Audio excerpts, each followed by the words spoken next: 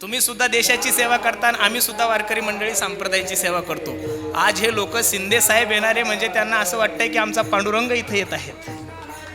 महाराष्ट्रात आतापर्यंत जेवढे मुख्यमंत्री झाले त्या मुख्यमंत्र्यांना मध्ये सर्वात जास्त वारकऱ्यांवर प्रेम करणारा जर मुख्यमंत्री कोण असेल तर ते फक्त आणि फक्त आमचे एकनाथरावजी शिंदे साहेब आहेत.